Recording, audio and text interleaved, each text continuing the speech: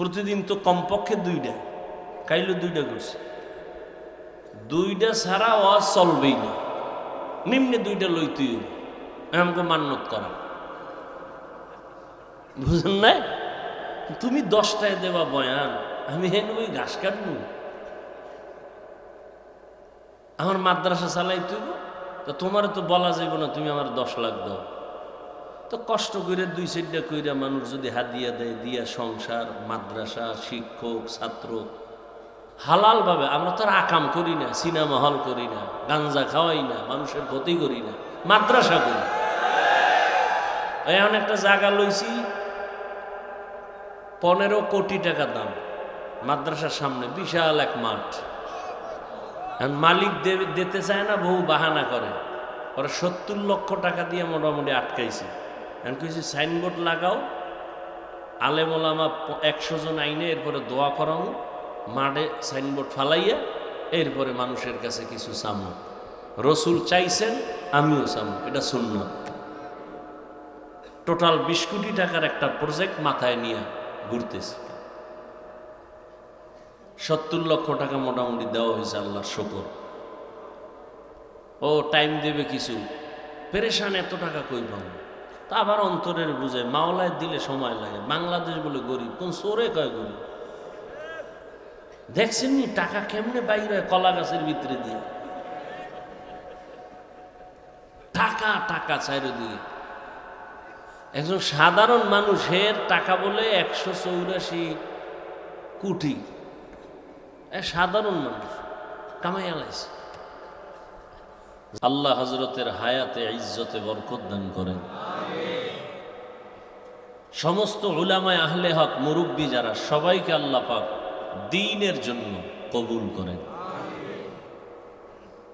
দোয়া করতে কখনো কৃপণতা করবেন না, এবং বিশেষ করে নিজের থেকে অন্যের জন্য দোয়া বেশি করবেন, এতে আপনার লাভ বেশি। স্পষ্ট রসুলের হাদিস, একজনে দোয়া করলো আল্লাহ সবাইরে মাফ করো, তো একজন ফেরেশতাকে আল্লাহ পাঠায় দিয়ে কয় কি কইছে দেখ।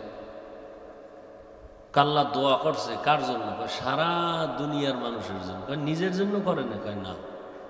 কথা সাক্ষী থাক। কি কইছে? কয় সবাইরে মাফ করো। কয় আগে আমি ওরে মাফ করলাম। হারামগো অভ্যাস খারাপ। আমরা নিজের জন্য খুব গুছাই টুছাই দোয়া করি। ইমাম সাহেবের জুমার দিন কইছে, হুজুর আব্বার জন্য একটু দোয়া করেন। মনে মনে নিয়াত টাইট মতো দোয়াটা করলে 1000 টাকা দিয়ে দেবো মনে হুজুরের হাদিয়া। হুজুরের দোয়ার মধ্যে আরো 4-5 জনের বাবার নাম কইয়া লাইছে। মোনাজাতের মধ্যে আর মাথা গরম হয়ে গেছে। দোয়া চাইলাম আমার বাবার, এটা বাক হইয়া গেল এখন 6। আমি তো এই আংশিক দোয়া চাই না, মোনাজাতের ভিতরে মাথা গরম, হাদিয়ার গুল্লি মারি। শেষ পর্যন্ত 100 টাকা হাতে লইয়া ইমাম সাহেবরে দিয়া কয় এরমই কইরেন যান। এরম মূর্খ আছে না? আর একজনের দোয়া চাইছে, আমার মা বাবার জন্য, দাদার জন্য দোয়া করেন। তো হুজুরে দোয়া করছে, আল্লাহ এক ভাই দোয়া চাইছেন তার দাদার জন্য, আপনি মাফ করে দিয়ে। মোনাজাতের ভিতরে আর মাথা গরম হয়েছে, নাম কইল না কেন? আল্লাহ তো ঠিক পাইবে না কোন দাদা?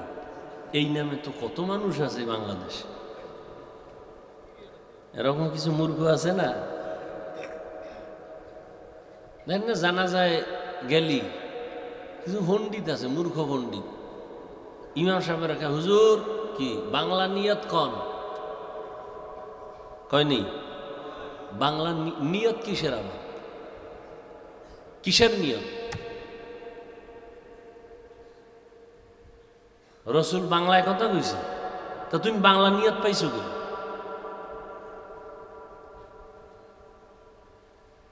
আরবিরও কোনো নিয়ত নাই, বাংলারও কোনো নিয়ত নাই। নিয়তের সম্পর্ক ঠোঁটে নয়, কলবে। তা তুমি ঠোঁটে কি পড়ো? রসুল বলে কলবে, তুমি কেন চালাকি করো? রসুলেরটা ভাল লাগে না?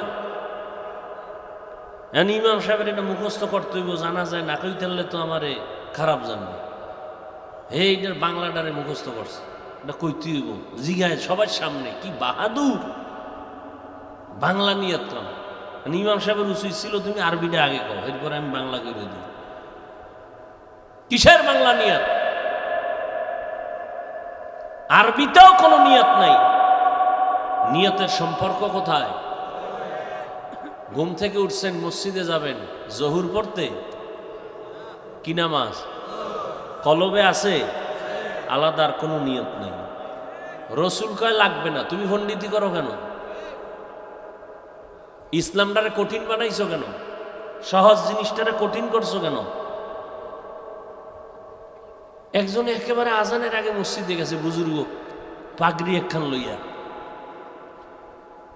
একামত যখন শুরু হয়েছে খাড়ায় না, হাইয়া আল্লাহ সালার সময় খাড়াই বয়ে রয়েছে। আসেনি? হে হাইয়া আল্লাহ সালার সময় খাড়াইছে, খাড়াইয়া এই পাগড়িটারে ঘুরাইতেছে, বান্ধে পরে আঙ্গুল দিয়ে দেখে যে সোজা হয় নাই, খুলছে, আবার খুলছে, আবার পেঁচায়, এরকম খোলে পেঁচায়, খোলে পেঁচায়, এদিক দিয়ে তাকবীর উলা শেষ। অথচ তাকবীর উলা কত মূল্যবান। আর একজনের ফাগরি ফুগরি নেই, হে নিয়ত শুরু করছে, নাওয়াইতুয়া মুসল্লিয়া কইয়া টুয়ে শেষে যাই দেয় ভুল হয়ে গেছে, আবার শুরু। এরকম কয়েকবার ঘুরতে ঘুরতে ইমাম সাহেবের আলহামদু সূরা শেষ, এখনো নাওয়াইতুয়ান ঠেলতে আছে। আমি কি বানায় কইতেছি?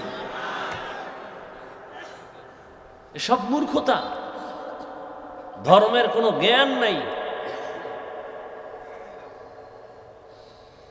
আল্লাহ আল্লাহ সবাইকে বুঝার তৌফিক দান করেন।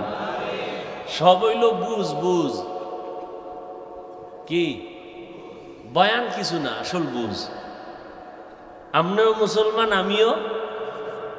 আপনাদের আল্লাহ আমার আল্লাহ, আপনাদের নবী আমার নবী, আপনাদের কোরআন আমার কোরআন, আপনাদের কাবা আমার কাবা, আপনাদের ধর্ম আমার ধর্ম, আপনাদের কালেমা আমার কালেমা। তা আপনারা বয়ান করব কেন? বয়ান তো হিন্দুদের করব, ওরা আল্লাহ চিনে না, নবী চিনে না, কোরআন বুঝে না। খ্রিস্টানদের করব, এহুদিকে করব, বৌদ্ধদের করব, আপনাকেও কেন? আপনি তো আল্লাহ চিনেন, নবী চিনেন, কোরআন বুঝেন, হাদিস বুঝেন, আমগো থেকে বেশি বুঝেন, নাইলে আমগো ভুল ধরেন কেমনে? আপনারা বয়ান করবো কেন? অথচ আপনারে করবো কেন না? আপনার পিছে ঘুরতে ঘুরতে ঘুরতে ঘুরতে খানা নাই, ঘুম নাই, টাকা নাই, চিন্তা নাই, রাত নাই, দিন নাই, বৃষ্টি নাই, রৌদ্র নাই, গাধার মতো ঘুরতেছি, গাধার মতো।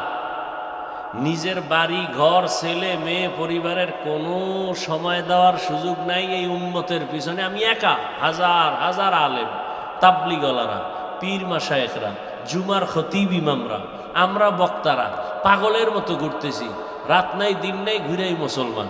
তালি দিতে দিতে দিতে দিতে এরপর সেই মুসলমান এখনো নামাজ নাই, রোজা নাই, পর্দা নাই, হালাল নাই। কারণ কি? কারণ শুধু বুঝের সমস্যা। আমার বুঝ কি? টুপি দিলেই শান্তি। আপনার বুঝ টুপি দিলেই মাথা গরম বুঝ। আমার বুঝ আমি দাড়ি রাখলেই আল্লাহ খুশি, আমার সম্মান।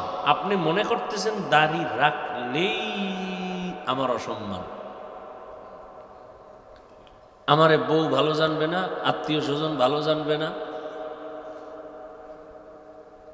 এই শুধু বুঝটাকে ঠিক করার জন্য এত মেহনত।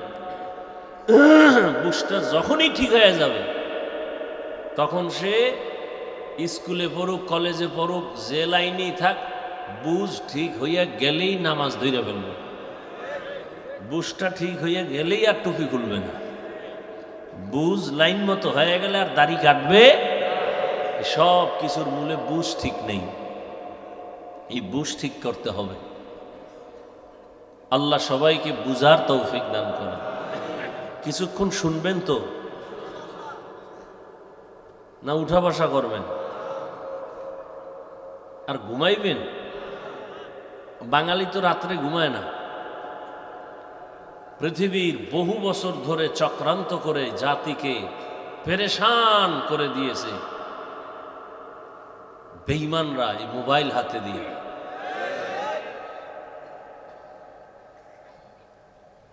আপনি সারা রাত্র মোবাইলে কি আকাম করেন, গুনাহ করেন, এইটা 1 মিনিটের জন্য আমি বাদ রাখলাম। মোবাইলের উপরে কঠিন বয়ান আমি ছাড়া কেউ করে কিনা আমার জানা নাই। প্রত্যেকটা বয়ান আজকে আমি ওই সাইডটা যাব না, শুধু একটা পয়েন্ট যেটা আমার অন্য টাইমে আমি এই পয়েন্টটা বলি না, হঠাৎ জেহেনে আসছে, এখন আসছে। কোনোদিন মোবাইলের বয়ানকালে আমার এই পয়েন্টটা আসে নাই, যেটা এখন এইমাত্র আসছে আমার জেহেনে। সেটা কি? আপনি মোবাইলে ভালো জিনিসই দেখেন, কথার কথা, ফলাফল কি হলো? আপনি সারা রাত মোবাইল দেখছেন, গুনাহ করেন না, বুঝলাম। সারা রাত্র আপনি ঘুম মারছেন নি? হ্যাঁ, মারছেন, বাস, আর কিছু লাগবে না। পৃথিবীর সমস্ত চিকিৎসা বিজ্ঞানীরা একমত, সমস্ত চিকিৎসা বিজ্ঞানী। ওদের কথা বলি কেন জানেন? আমাকে হুজুরগো আপনারা পছন্দ করেন না, শুনেন ঠিক, কানের উপরে দিয়ে একটা মাছি উড়ে যায় এরকম মনে করেন। এই জন্য ওদেরটা তো মানবেন, কারণ ওরা তো আপনাদের খালতো ভাই, প্যান্ট শার্ট টাইওয়ালা।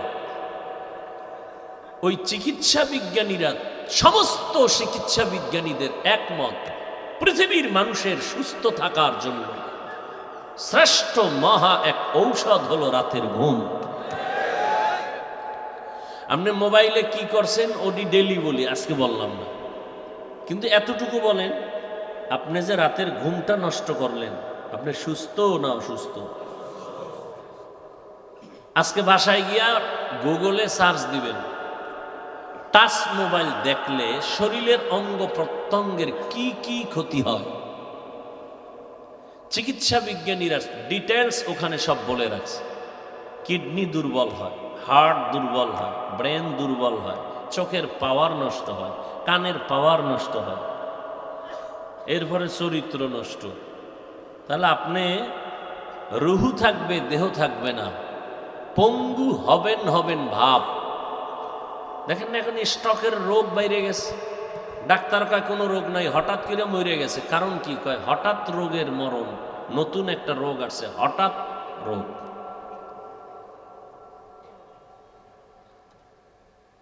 বা সব বাদ, আপনি ভালো জিনিসই দেখছেন, কিন্তু রাতের ঘুম, দিনে যদি আপনি রাতের 2 ঘন্টার ঘুম, আপনি দিনে 10 ঘন্টা ঘুমান, রাতের 2 ঘন্টার বরকত পাবেন না।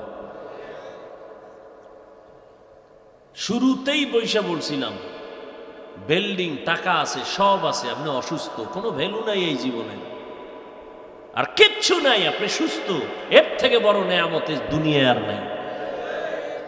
না, আপনাকে ক্রমান্বয়ে প্রচন্ড অসুস্থ করতেছে কে? মোবাইল।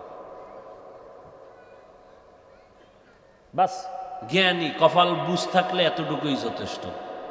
আর কপাল যদি পুড়িয়ে যায়, তা আমি হাফিজুর রহমান কেন? স্বয়ং রসুল বয়ান করলে ওর কপাল খুলবে না। তো কেমন বেঈমান কপাল পরা যে রসুলের বয়ান